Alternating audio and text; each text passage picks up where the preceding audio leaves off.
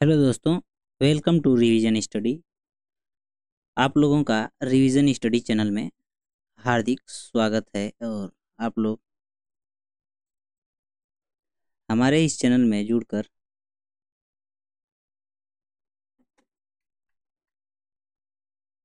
आप लोग अच्छे से पढ़ाई कर सकते हैं।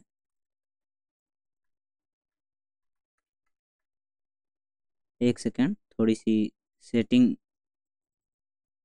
गड़बड़ है, तो चलिए देखिए अब सही है। और देखते हैं। पहले आप लोग हमारे इस चैनल को क्या करिए कि सब्सक्राइब तो ज़रूर कर लीजिए, और सब्सक्राइब करने के साथ साथ वीडियो जो है चैनल पर पड़ी हुई उन सबको देखिए और लाइक करके दोस्तों को शेयर कर दीजिए। तो आज हम लोग देखेंगे फीमेल सेक्स ऑर्गन, मतलब कि फीमेल में जो सेक्स ऑर्गन होता है उसके बारे में देखेंगे। फीमेल का मुख्य जननांग क्या होता है और क्या नहीं होता है उसके बारे में अध्ययन करेंगे। तो चलिए शुरू करते हैं। तो फीमेल का जो मुख्य जननांग होता है, मतलब जनन करने का अंग होता है, उसको हम लोग क्या बोलते हैं? ओवरी। ओवरी बोलते हैं। ओवरी बोलते हैं, इसको बोलते हैं अंडाशय। हिंदी में बोलते हैं अंडाशय। हिंदी में अंडाशय बोलते हैं और इंग्लिश में इसको ओवरी बोलते हैं। याद रखिएगा। अंडाशय जो होता है फीमेल में जो होता है मुख्य जननांग होता है, मतलब जनन करने का अंग होता है। देखिए यूटेरस क्या होता है। यूटेरस जो होता है, इसमें क्या होता है कि इसमें किसी भी बच्चे का, कोई भी बच्चा होता है जो उसका विकास होता है इसी में। बच्चे का बच्चा का विकास इसी में होता है। याद रखिएगा, बच्चा का विकास इसी यूटेरस में होता है। यूटेरस को हिंदी में बोला जाता है बच्चा दानी। याद रखिएगा, यही होता है। अभी आप लोगों को बताएंगे फेलोपियन ट्यूब क्या होती है। देखिए, ये फेलोपियन ट्यूब की ये जो दीवार है यहाँ से ये दोनों, और ये जो ट्यूब नुमा है इसी को हम लोग बोलते हैं फेलोपियन ट्यूब। फेलोपियन ट्यूब बोलते हैं। और इसका काम क्या होता है कि जब जैसे शुक्राणु जो आते हैं इसी में निषेचन, मतलब सर्वप्रथम जो है मिलने का काम इसी फेलोपियन ट्यूब में मतलब करते हैं। फेलोपियन ट्यूब एक ऐसी जगह होती है जहाँ पर शुक्राणु अंडाणु से पहली बार मिलता है। और फेलोपियन ट्यूब को, जो महिलाओं में जो नसबंदी होती थी, इसी फेलोपियन ट्यूब को काट दिया जाता है और यहाँ से इन दोनों को ब्लॉक कर दिया जाता है। तो लोग बोलते हैं कि महिला नसबंदी हुई है। और जो महिला नसबंदी होती है उसको हम लोग बोलते हैं ट्यूबेकोटॉमी। ट्यूबेको ट्यूबेकोटॉमी ट्यूबेकोटॉमी ट्यूबेकोटॉमी बोलते हैं। अब देखिए, स्पर्म और ओवम जो होता है इसको अंडाशय से, ओवरी से जो अंडाशय होता है इससे जो अंडे होते हैं, जो छोटे छोटे हैं, ये जो अंडे होते हैं हम लोग इसको क्या बोलते हैं? इंग्लिश में इसको ओवम बोला जाता है। इसको क्या बोला जाता है? ओवम बोला जाता है। ओवम ओवम बोला जाता है। ओवम यू होता है ओवम। और इसको बोलते हैं अंडाणु। अंडा अंडाणु। अंडाणु जो होता है मानव शरीर में क्या करता है कि इसी, ये जो होता है अंडाणु जो होता है मानव शरीर की सबसे बड़ी कोशिका होती है। यह गोल होती है, यह आकार में गोल होती है। और यह कहाँ पाई जाती है? महिला के अंडाशय में पाई जाती है। महिलाओं के अंडाशय में पाई जाती है। कहाँ पाई जाती है? अंडाशय में पाई जाती है। याद रखिएगा। अब देखिए यूटेरस क्या होता है। यूटेरस जो होता है, यूटेरस मतलब बच्चादानी। बच्चादानी जो होता है, इसमें क्या होता है कि जब निषेचन के बाद जैसे यहाँ से इस वाले फिगर में देखिए, जब यहाँ पे जब स्पर्म आता है इस वाले रास्ते से, इधर से स्पर्म आएगा, और क्या होता है कि ऐसे संघर्ष करते हुए जब इस साइड जाता है, तो अगर मान लीजिए कि यहाँ पे कहीं पर भी निषेचन की क्रिया हो जाती है, निषेचन की क्रिया जब हो जाती है, यहाँ पे मिल जाते हैं दोनों, तो जब ये निषेचन की क्रिया हो जाती है तो इसके बाद बच्चे का जो विकास होता है वो इसी में बच्चेदानी में होता है। तो क्या होता है कि जहाँ पर बच्चे का विकास होता है, यानी जहाँ पर बच्चा बच्चा विकास करता है, बच्चे का विकास होता है, बच्चे का, नहीं विकास का बच्चा नहीं यार, उल्टा हो गया, बच्चे का विकास, बच्चे का विकास होता है, बच्चे का विकास होता है, यानी जहाँ पर बच्चा ग्रोथ करता है, बढ़ता है, उसी को हम लोग बच्चेदानी यानी यूटेरस बोलते हैं। क्या बोलते हैं? यूटे यूटेरस यूटेरस बोलते हैं। ग्रुप डी के लिए यह डिस्कशन बहुत मायने रखेगा। अगर आप लोगों को ये अच्छा लगे तो एक काम कीजिए कि सबसे पहले चैनल को सब्सक्राइब करके वीडियो को लाइक जरूर कीजिएगा।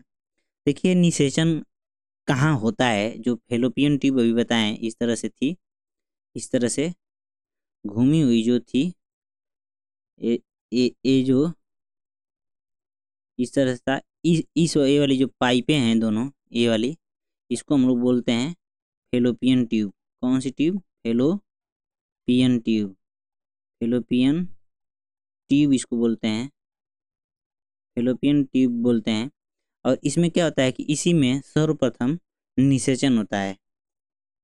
केल्विकल हड्डी के अंदर, देखिए केल्विकल हड्डी जो होती है, जो मनुष्य में जो कमर की जो हड्डियां होती हैं, उसी हड्डी में के आसपास यह सब जो पार्ट होते हैं मानव में, इस तरह से मान लीजिए कि ये है, किसी पर इस वाले पॉइंट पर केल्विकल हड्डी होती है, और इसी वाले पॉइंट पर मतलब फीमेल के जो आर्गन होते हैं, क्या बोलते हैं, सेक्सुअल आर्गन होते हैं, वो होते हैं। और जो भी बच्चे का जो विकास होता है, इसके ऊपर वाले हिस्से में ये सब होता है इस तरह से। और इसका जो क्या बोलते हैं, इसको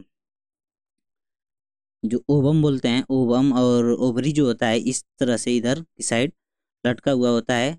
मान लीजिए अभी एक चित्र बनाते हैं, एक अच्छा सा चित्र बनाकर आप लोगों को समझा देते हैं, ताकि आप लोग को पूरी तरह से समझ। मान लीजिए कि हम एक बॉडी बनाते हैं, जिसमें से यह पैर है, और यह किसी फीमेल की बॉडी मान लीजिएगा, मानना है बस, फीमेल की बॉडी,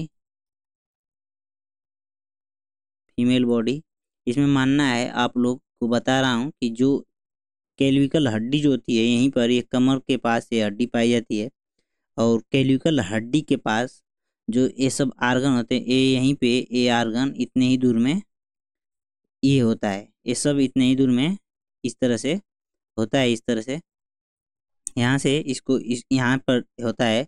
महिला में वेजाइना बोलते हैं जिसको।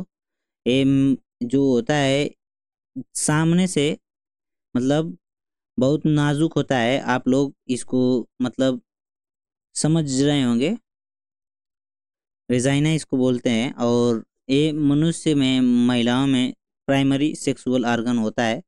और यहाँ पे जो होता है अंडाणु होते हैं, अंडाणु मतलब अंडाशय होता है। और ये जो होता है, ये वाला पार्ट जो होता है यहाँ पे, इसको बोलते हैं हम लोग यूटेरस। अब देखिए कि इसमें कौन कौन से हार्मोन काम आते हैं, और कौन कौन से, देखिए इस तरह का ये वाला आर्गन जो अभी बनाए थे, थोड़ी ये वाला आर्गन जो है, यही वाला सेम टू सेम आर्गन इस तरह से मनुष्य के बॉडी के अंदर इस तरह से पाया जाता है। तो यहाँ से वेजाइना होता है, वेजाइना के अंदर शुक्राणु जब अंडर निषेचन की क्रिया करने के बाद शुक्राणु अंदर जाते हैं, और यहाँ पे फेलोपियन ट्यूब में मिलते हैं। फेलोपियन ट्यूब में मिलने के बाद फिर वापस आते हैं, और इस बच्चेदानी में यानी यूटेरस में बच्चे का जो सर्वांगीण विकास होता है वो होता है। याद रखिएगा कि कुछ हार्मोन इसमें होते हैं जो मनुष्य के मतलब गर्भधारण में मतलब और विकास में बहुत सहायक होते हैं। तो उसके उनके नाम लिख लीजिए, और उनको आप लोग प्रॉपर नोट डाउन कर लीजिए, जिससे आप लोगों को पता चले कि हाँ, आप लोग नोट करेंगे तो कुछ न कुछ अच्छा ही मिलेगा और कुछ ना कुछ सीखेंगे। जो प्रमुख हार्मोन होते हैं वो कौन कौन से हार्मोन होते हैं? तो पहले हार्मोन में देखिए, एस्ट्रोजन एक हार्मोन होता है। एस्ट्रोजन एस्ट्रो एस्ट्रोजन एक हार्मोन होता है। एस्ट्रोजन का मतलब ये होता है कि यह गर्भ धारण की क्षमता को बढ़ाने का काम करता है। क्या करता है? गर्भ धारण की जो क्षमता होती है, गर्भ धारण की जो क्षमता होती है उसको बढ़ा देता है। एस्ट्रोजन क्या होता है कि गर्भ धारण की क्षमता को बढ़ाता है। अब देखिए क्या होता है कि जैसे जैसे ही ये एस्ट्रोजन बढ़ेगा, एस्ट्रोजन एक हार्मोन होता है, और जब ये हार्मोन बढ़ता है महिलाओं में तो इनके गर्भ धारण करने की क्षमता बढ़ जाती है। यह लगभग महिलाओं में 12 वर्ष की उम्र से बढ़ना स्टार्ट हो जाता है। लगभग 12 वर्ष की उम्र, 12, 13, 14 वर्ष की उम्र की महिलाओं में बढ़ना, जो बच्चे होते हैं उनसे बढ़ना स्टार्ट हो जाता है।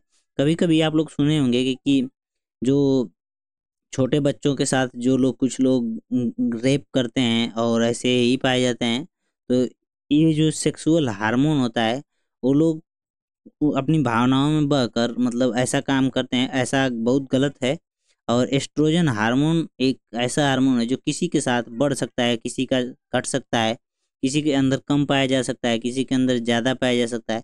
तो यह एक मतलब ऐसा नहीं है कि एक टाइम के हिसाब से बढ़ेगा।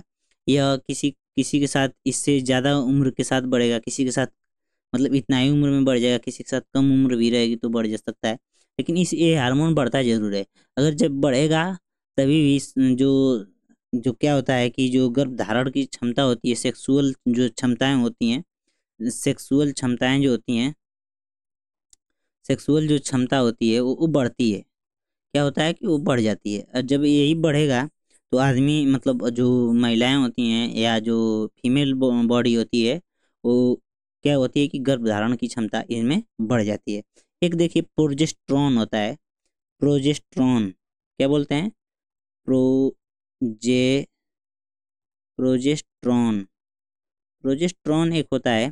प्रोजेस्ट्रॉन क्या होता है कि गर्भ धारण के बाद भ्रूण को प्रोटेक्ट करता है। जो गर्भ धारण के बाद जो मान लीजिए कि फीमेल बॉडी में कोई भी जो बच्चा जब आ जाता है, जब जो क्या बोलते हैं प्रेगनेंसी जो फाइनल हो जाती है, उसके बाद जो बच्चा आ जाता है, यहाँ पे निषेचन की क्रिया जब हो गई फिलोपियन ट्यूब में, यहाँ पे ऐसे निषेचन की क्रिया हो गई तो यह धीरे धीरे धीरे धीरे इस वाले पार्ट में बच्चा आकर विकास करने लगता है।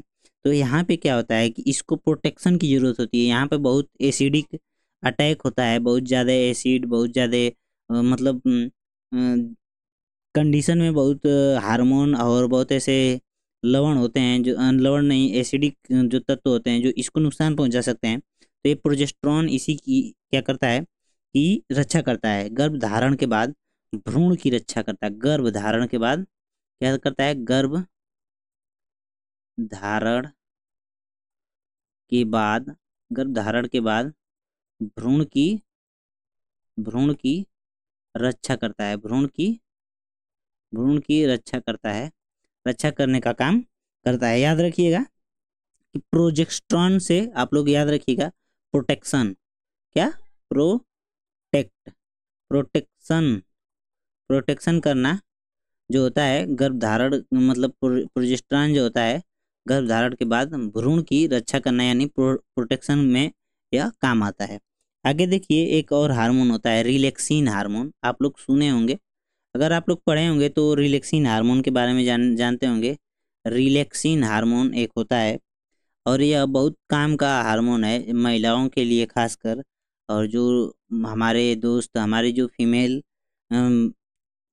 इस क्लास को देख रही हैं, उन लोगों के लिए खासकर यह बहुत लाभकारी होता है। और उन लोगों की जान बचाने में, डिलीवरी के टाइम जो जान बचाने में यह बहुत लाभदायक हार्मोन है।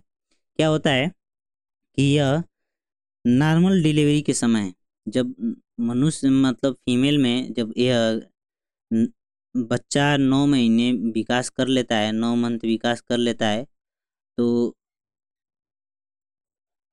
9 मंथ विकास करने के बाद क्या होता है कि जब जन्म लेने जाता है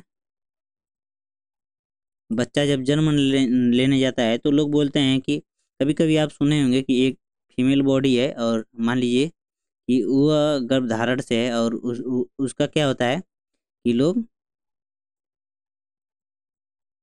पेट फाड़ने का बोलते हैं कि पेट फाड़ने का मतलब नहीं, ऐसे नहीं, मतलब इसको बोलते हैं ऑपरेशन, मतलब पेट फाड़ दिया गया है। ऐसा नहीं होता है। ऑपरेशन के बाद एक होता है नॉर्मल, नॉर्मल डिलीवरी होती है। नॉर्मल डिलीवरी में क्या होता है कि ये हार्मोन जो होता है बहुत काम करता है। नॉर्मल डिलीवरी के समय क्या होता है, कमर में जो हड्डियां होती हैं, जैसे जो फीमेल बॉडी होती है और यहाँ पे ऐसे जब बच्चा, तो इस वाले पॉइंट पर ऐसे है, मान लीजिए कि इस वाले पॉइंट पर पाया जाता है, कमर में एक हड्डी होती है जो क्या होता है कि वेजाइनल पार्ट जो होते हैं उनको मतलब जकड़े रहती है। वो हड्डी क्या होती है कि उस पार्ट को प्रोटेक्शन में वो जकड़ी रहती है, और वो हड्डी क्या होती है कि यही हार्मोन क्या होता है कि उस हड्डी को नर्म करके नॉर्मल डिलीवरी में जो बच्ची को, कोई भी बच्चा हो या बच्ची हो, जो नॉर्मल डिलीवरी जब होती है तो उसमें सहायता करता है और उसकी नॉर्मल डिलीवरी करवाने में बहुत मदद करता है। आप लोग सुने होंगे, एक रानी थी शाहजहां की औरत, जिस जिनके लगभग 14 बच्चे थे, और इसमें इनके में यही हार्मोन कम पड़ जाने की वजह से जो जब 14वां बच्चा पैदा हो रहा था तो वह मतलब इसके मतलब वेजाइनल पार्ट में फंस जाने की वजह से इनकी मृत्यु हो गई थी। और ऐसा बहुत लोगों के साथ होता है। आप लोग इससे बहुत सतर्क रहिए। इसकी दवाइयाँ भी मिलती हैं। देखिए बच्चा, एक जब मान लीजिए कि कभी कभी ऐसा होता है कि पूछता है कि बच्चा किस पार्ट में, मान लीजिए कि जब ये बच्चा है, एक छोटा सा बच्चा है जो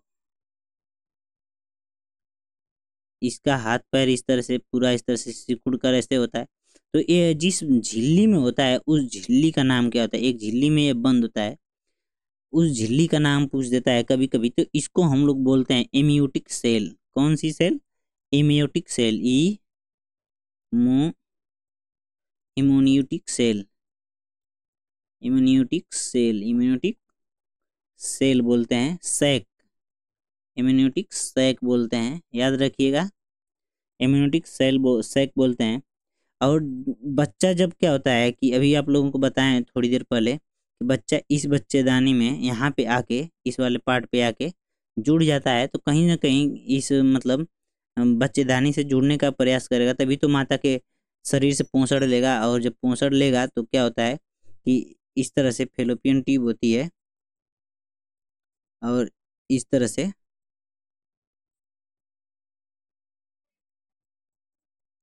से मान लीजिए कि ये होता है। और यहाँ पे तो जब मान लीजिए कि बच्चा यहाँ पे ऐसे यहाँ पे है इकट्ठा, मतलब ये विकसित हो रहा है, तो वो विकसित होने के समय माता से पोंसड़ तो लेगा, तो वो किसी न किसी तरह माता के शरीर से जुड़ने का प्रयास करेगा। तो जिस नली से जुड़ता है उस नली को हम लोग क्या बोलते हैं, याद रखिएगा कि बच्चा जिस नली से जुड़ता है माता से, उसको बोला जाता है, कौन सी नली? उसको बोलते हैं प्लेसेंटा ट्यूब। क्या बोलते हैं? प्लेसेंटा ट्यूब, याद रखिएगा। प्लेसेंटा, प्लेसेंटा ट्यूब बोलते हैं, प्लेसेंटा ट्यूब। इसी से बालक जो होता है, जो बच्चा होता है, भ्रूण जो होता है, वो क्या करता है कि मतलब पोषण तत्वों का सेवन करता है, पोषण तत्वों का सेवन करता है। और अब मतलब जो भी अपशिष्ट पदार्थ होते हैं शरीर से, अपने शरीर से मतलब माता के शरीर में प्रवाहित कर देता है। और फिर क्या होता है कि माता के जो उत्सर्जन अंग होते हैं उससे वह बाहर आ जाता है। तो मैं आशा करता हूँ कि यहाँ से अब देखिए कि इतना था फीमेल बॉडी के सेक्सुअल आर्गन, और क्या बोलते हैं इसको, जो आर्गन होते हैं इनमें बहुत ज़्यादा सवाल नहीं पूछता है। पूछता है कि ओवरी, और ओवरी में क्या होता है, अंडाशय में क्या होता है, तो अंडा पाया जाता है, अंडा पाया जाता है। और अंडा जो होता है मनुष्य के शरीर की सबसे बड़ी कोशिका होती है, याद रखिएगा। मनुष्य के शरीर की सबसे बड़ी कोशिका होती है, सबसे बड़ी कोशिका होती है। और देखिए ये तो इसके वेजाइना के बारे में बहुत कम सवाल पूछता है, लेकिन फेलोपियन ट्यूब के बारे में सवाल रेलवे में भर भर के आते हैं, और ऐसे ही जो सवाल आते रहते हैं। फेलोपियन ट्यूब में पूछता है कि मानव में जो निषेचन के बाद जो बच्चे का पहली बार जब निषेचन होता है, तो बच्चा जब इसमें मिलता है तो कहाँ पर मिलता है, तो इसी ट्यूब में कहीं पर जो अंडा और शुक्राणु मिल जाते हैं। और शुक्राणु का कुछ आकार जैसे इस तरह से होता है, पतला सा होगा, इस तरह से इसके मुंह पर ऐसे होगा, इस तरह से इसकी पूंछ लगी रहती है। आप लोग देखे होंगे, मतलब ये दिखेगा नहीं, ये माइक्रोस्कोप से दिखता है। और पूछता है फेलोपियन ट्यूब के बारे में। फेलोपियन ट्यूब का एक ही सवाल है कि इससे बच्चे का निषेचन इसी में होता है। और यूटेरस में जो होता है बच्चे का विकास होता है। और जो है अंडाशय जो है सबसे बड़ी कोशिका अंडा का मतलब यहाँ से स्राव होता है। और ये सब के बारे में बताए हैं। अंडा अंडा देखने में गोल होगा, यह सबसे बड़ी कोशिका होती है, ये महिलाओं में पाई जाती है। पुरुष में शुक्राणु पाया जाता है, इसको जो मानव शरीर की सबसे छोटी कोशिका होती है। बच्चेदानी के बारे में आप लोग को बताएं। बच्चेदानी में जो होता है बच्चे का जिसमें विकास होता है उसको हम लोग बच्चेदानी यानी यूटेरस बोलते हैं। यूटेरस बोलते हैं, यूटेरस बोलते हैं।